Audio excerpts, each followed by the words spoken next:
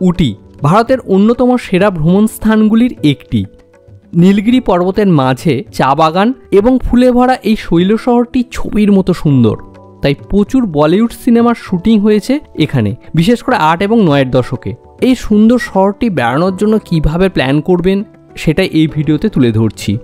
তবে আমাদের রাজ্য থেকে বেড়াতে গেলে শুধু উটি নয়, এর সাথে কর্ণাটকের মহীশূর বা মাইসোরও এই প্ল্যানের অন্তর্গত হবে।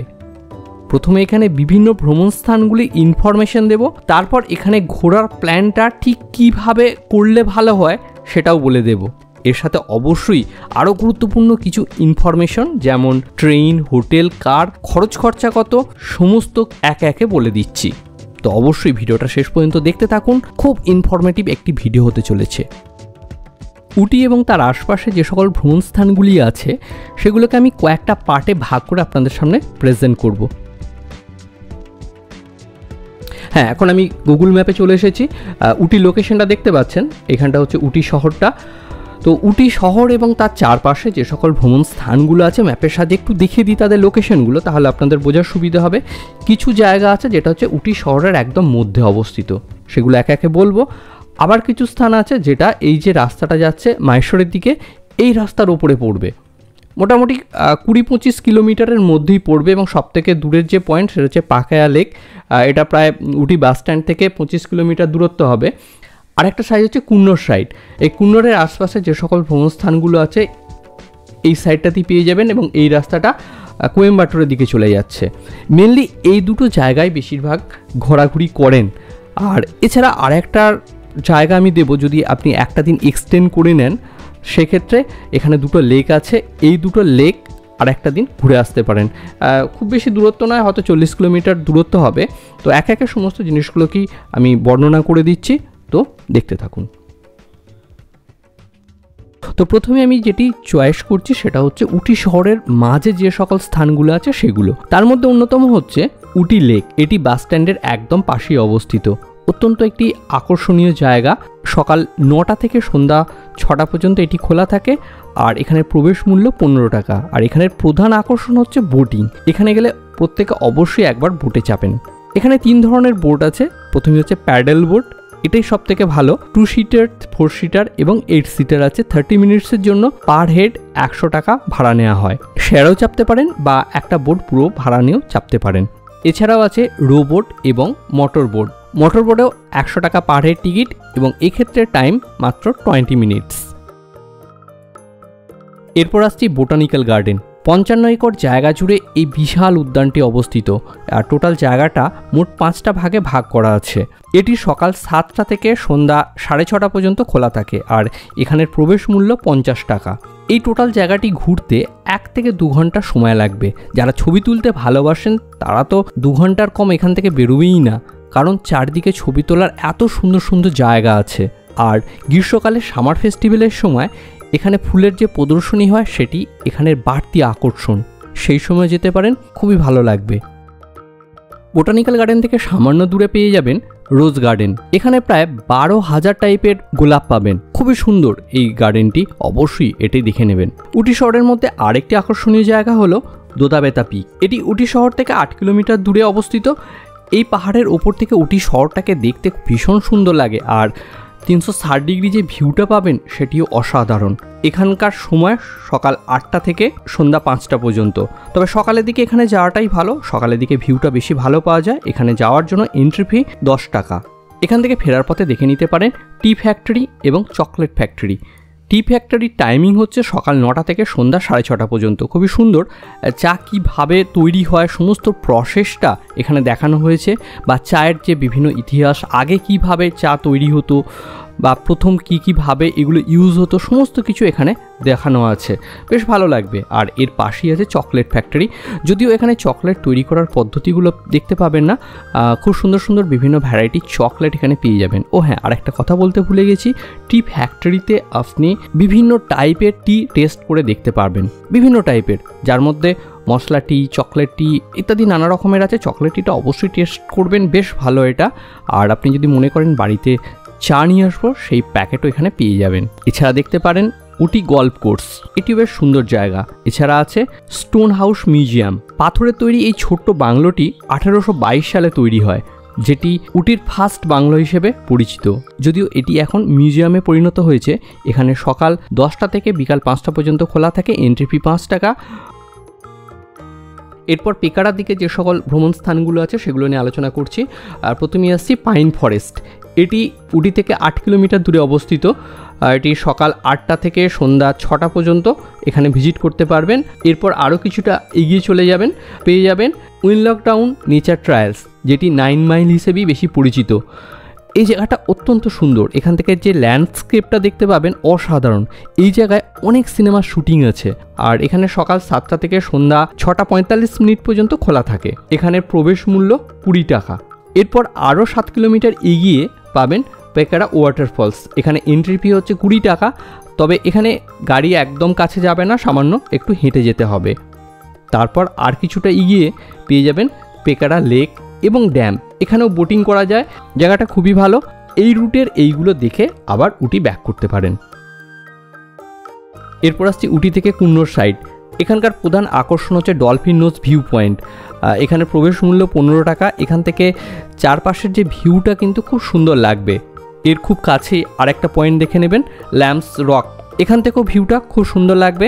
তারপর এখান থেকে চলে আসুন একদম কুন্নোর শহরের মধ্যে সিম পার্ক। এই সিমস পার্কের প্রবেশ মূল্য 30 টাকা পার হেড।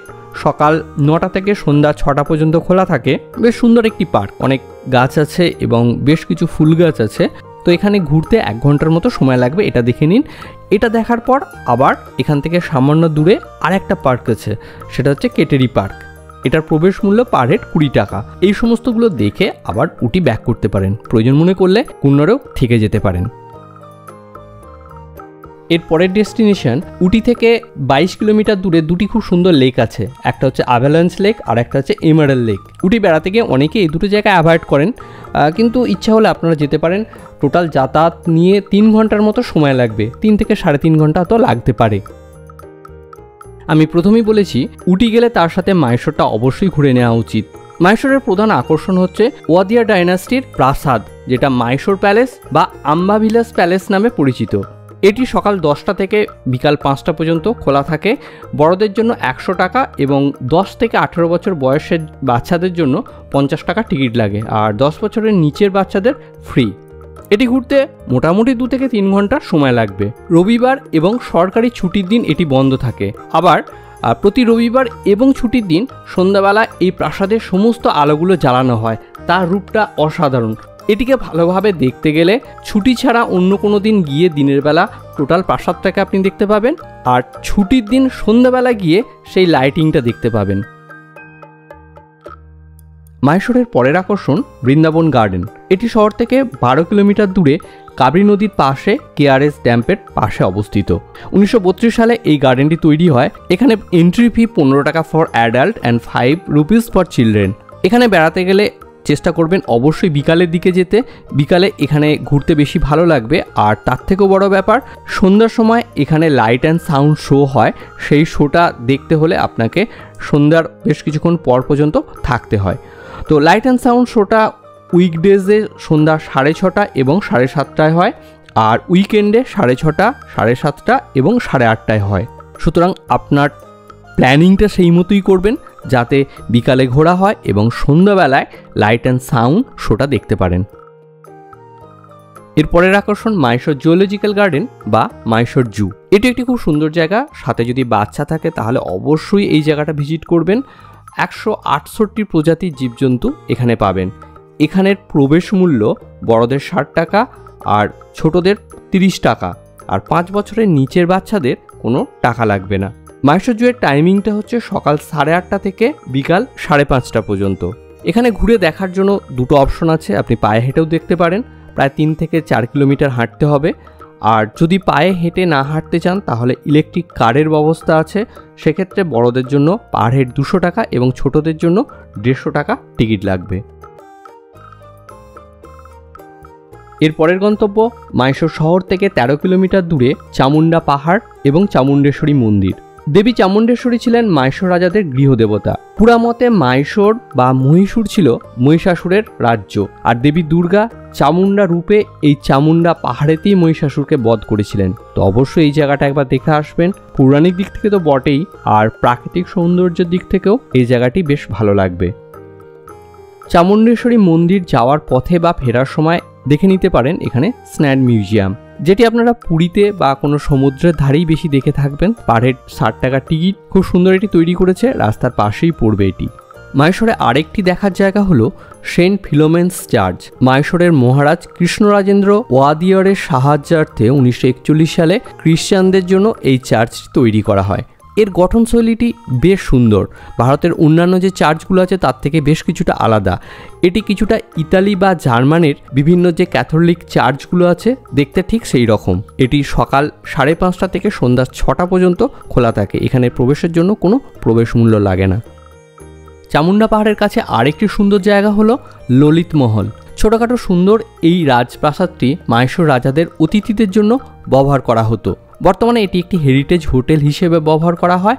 তবে এর ভিতরে প্রবেশ করতে না পারলেও সামনের বেশ কিছু অংশ ঘুরে দেখার জন্য বা এখানে একটি মিউজিয়াম আছে ছোট, সেটি দেখার জন্য আপনারা এখানে প্রবেশ করতে পারেন। আর হ্যাঁ, আরেকটি কথা, কেজিএফ মুভি আপনারা অনেকেই দেখেছেন। সেই মুভির যে রাজপ্রাসাদটি ছিল সেটা হচ্ছে এই বিল্ডিংটা। মাইশোর প্যালেসের খুব কাছে আরেকটি সুন্দর পার্ক আছে, সেটির নাম হচ্ছে কুপন্না পার্ক। এখানে একটি গ্লাস হাউস আছে।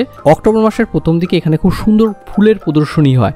সেই সময় গেলে অবশ্যই এই জায়গাটা একবার যাবেন, খুবই ভালো লাগবে। এছাড়া আরও কিছু জায়গা আছে, যেমন টিপু সামার প্যালেস, শ্রী রঙ্গনাথন স্বামী টেম্পল, এরকম ছোট ছোট কয়েকটা জায়গা আছে। তো মেন জায়গাগুলোর কথা আমি বলে দিলাম। এরপর কিভাবে ঘুরবেন সেটা একটু বলে দিই। মাইশোর ঘুরতে মোটামুটি 2 দিন সময় লাগবে। ঘোরার জন্য এখানে আলাদা গাড়ি ভাড়া করে নিতে পারেন, গাড়ি ভাড়া করে টোটাল জায়গাগুলো ঘুরতে পারেন। এছাড়া কম খরচে যদি ঘুরতে চান তাহলে পাবলিক ট্রান্সপোর্ট ইউজ করতে পারেন, সেক্ষেত্রে বাস বা অটো করে খুব সহজেই ঘোরা যায়। এছাড়া আরেকটা ঘোরার অপশন আমি দিয়ে দিচ্ছি, সেটা একটু দেখে নিন। এখানে অল্প সময়ের মধ্যে সমস্ত জায়গাগুলি ঘুরতে চাইলে KSTDCর বাসেও ঘুরতে পারেন। ওয়ান ডে যে ট্যুরটা হয় এখানে আমি সেটা দেখিয়ে দিচ্ছি। দেখুন, আমি KSTDCর ওয়েবসাইটে চলে এসেছি। এখান থেকে বুক করা যায়। আর কোথায় কোথায় ঘোরাবে সেগুলো একটু দেখিয়ে দিচ্ছি। দেখুন, এখানে সকাল 8:30টার সময় শুরু হচ্ছে এদের ট্যুরটা, আর শেষ হচ্ছে রাত্রি 8:30টার সময়। কোথায় কোথায় ঘোরাবে সমস্ত ডিটেল এখানে দেওয়া আছে, কখন কটার সময় কোন জায়গাটায় যাবে সমস্ত কিছু দেওয়া আছে। এই ট্যুরটা সম্বন্ধে যদি ডিটেল আরও জানতে চান তাহলে এদের ওয়েবসাইটে গিয়ে দেখতে পারেন। আমি ওয়েব অ্যাড্রেসটা ডিসক্রিপশন বক্সে দিয়ে দিচ্ছি। আর এটার জন্য খরচ পড়বে 440 টাকা। এসি ডিলাক্স বাসে এখানে ঘোরাবে। KSTDCর সাথে ঘুরলে কিছু সুবিধা এবং কিছু অসুবিধা অবশ্যই আছে। প্রথম কথা বলি, অল্প সময়ের মধ্যে যদি ঘুরতে চান তাহলে অবশ্যই এটা ভালো। আর আপনি যদি একটু সময় নিয়ে ভালো করে দেখতে চান তাহলে এটার থেকে নিজে প্ল্যানিং করে ঘোরাটাই অনেক বেটার হবে। কারণ এখানে আরও সবাই থাকবে, সেখানে একটা তাড়াহুড়ো থাকবে, একটা জায়গায় অল্প পরিমাণ টাইম পাবেন। সেই জন্যই বলছি, যদি আপনার হাতে সময় থাকে তাহলে অবশ্যই আলাদা গাড়ি করে ঘুরুন। আর যদি তা না হয় এদের সাথেও ঘুরতে পারেন, সেটাও খারাপ না। মাইশোর নিয়ে ডিটেল আলোচনা করে দিলাম। এখন উটি নিয়ে আরও কিছু কথা বলবো। উটিতে যে সকল দেখার জায়গাগুলি আছে সেগুলো আগেই বলেছি, আমি আরও কয়েকটা অ্যাড করে দিচ্ছি। তার মধ্যে একটা হলো থ্রেড গার্ডেন। উটি শহরের মধ্যে এটা অবস্থিত। সুতো দিয়ে তৈরি এখানে বিভিন্ন জিনিস আছে, খুব ক্রিয়েটিভ এই কাজটা দেখতে পারেন, খুব বেশি সময়ও লাগবে না। এছাড়া উটি লেকের ঠিক পিছন দিকেই আছে হর্টিকালচার গার্ডেন। এটিও খুব সুন্দর জায়গা, খুব সাজানো গুছানো বাগান আছে। আর এখানে আরেকটি বেশ আকর্ষণীয় জিনিস হচ্ছে একটা হ্যাঙ্গিং ব্রিজ আছে। সেই হ্যাঙ্গিং ব্রিজ থেকে চারপাশের দৃশ্যটা অসাধারণ দেখতে লাগবে।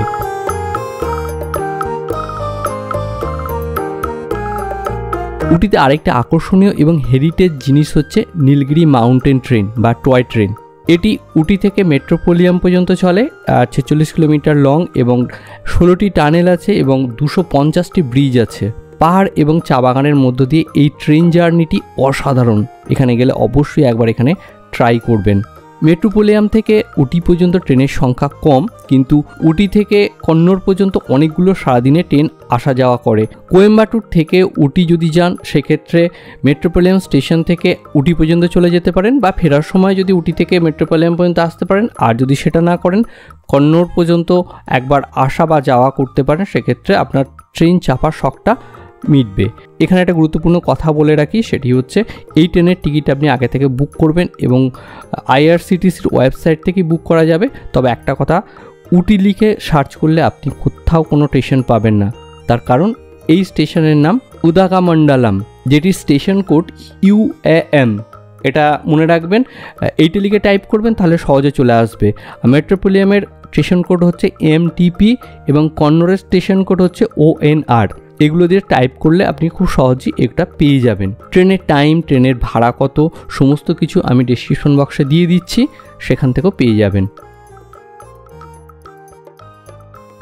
ভিডিওটা যদি ইনফরমেটিভ মনে হয় এবং আপনার ট্যুর প্ল্যান করতে যদি সাহায্য করে, তাহলে অবশ্যই ভিডিওটা লাইক করুন এবং শেয়ার করুন। আরেকটি ছোট্ট রিকোয়েস্ট, এতক্ষণ ধরে ভিডিওটা যেহেতু দেখলেন, সেটা আমি যাতে বুঝতে পারি সেই জন্য কমেন্ট বক্সে উটি এই কথাটা অবশ্যই লিখে জানান। আপনার এই ছোট্ট কমেন্টটি আমাকে ভীষণভাবে ইন্সপায়ার করে পরবর্তী যে ভিডিওগুলো আরও যাতে ভালো তৈরি করতে পারি, সেই জন্য আপনার সাপোর্ট একান্ত প্রয়োজন। আর ঠিক এমনই ইনফরমেটিভ ট্রাভেল ভিডিও পেতে অবশ্যই আমাদের চ্যানেলটি সাবস্ক্রাইব যদি এখনও না করে থাকেন সাবস্ক্রাইব করে দিন। কলকাতা থেকে উটি ট্রেনে যদি যান তাহলে যাওয়া আসা মিলে মোট 8 থেকে 10 দিনের প্ল্যান করতে হবে। দুটো উপায়ে উটি যাওয়া যায়। একটা হচ্ছে আপনি হাওড়া থেকে কোয়েম্বাটোর পর্যন্ত ট্রেনে চলে যান, তারপর সেখান থেকে উটি আসুন, উটিতে ঘুরে ওখান থেকে মাইসোর, মাইসোর থেকে ট্রেনে আবার হাওড়া। আরেকটা অপশন আছে, প্রথমে হাওড়া থেকে মাইসোর চলে আসুন, জাস্ট রিভার্সটা, মাইসোর থেকে উটি, উটি থেকে কোয়েম্বাটোর এবং কোয়েম্বাটোর থেকে হাওড়া। এছাড়াও বাঙ্গালুরু প্রথমে চলে যেতে পারেন, বাঙ্গালুরু থেকে মাইসোর হয়েও যেতে পারেন, বা ফেরার পথেও মাইসোর থেকে বাঙ্গালুরু হয়ে আবার ফিরতে পারেন। এই যে প্ল্যানটা আমি দিলাম, এটা কোনটা করলে সুবিধা হবে, হাওড়া থেকে ট্রেন কি আছে, কবে কবে ট্রেনগুলো আছে ইত্যাদি নানা ইনফরমেশান এই ভিডিও দেওয়ার ইচ্ছা ছিল, কিন্তু ভিডিওটা অলরেডি অনেকটা বড় হয়ে যাচ্ছে, তাই এই ভিডিও আমি দিতে পারলাম না। এরপরে আরেকটা ভিডিও আমি আপলোড করে দিচ্ছি, সেখানে যাবতীয় এই ইনফরমেশানগুলো দিয়ে দেব এবং আপনাদের জন্য 3টে মডেল ট্যুর প্ল্যান করেছি 3 টাইপের, সেটাও আমি দেব। আর এছাড়া আরও অনেক কিছু ইনফরমেশান আছে, যেমন হোটেলের ইনফরমেশান, এখানে খরচ কীরকম হতে পারে ইত্যাদি নানা যে বিষয়, কোন সময় গেলে এই জায়গাটি ভালোভাবে ঘোরা যাবে, এই সকল ইনফরমেশানগুলো এই ভিডিও আর দিতে পারছি না, অলরেডি অনেকটা বড় হয়ে গেছে। পরের ভিডিওটা অবশ্যই সমস্ত কিছু ডিটেল দিয়ে দেবো। আর এই ভিডিও যদি আপনাদের কিছু জানার থাকে তাহলে কমেন্ট বক্সে অবশ্যই লিখে জানান, পরের ভিডিও সেগুলোকে ইনক্লুড করে দেব। আর পরের ভিডিওটা অবশ্যই দেখবেন, তা না হলে এই ট্যুর প্ল্যানটা আপনার কমপ্লিট দেখা হবে না, কয়েকদিনের মধ্যেই সেটা নিয়ে আসছি।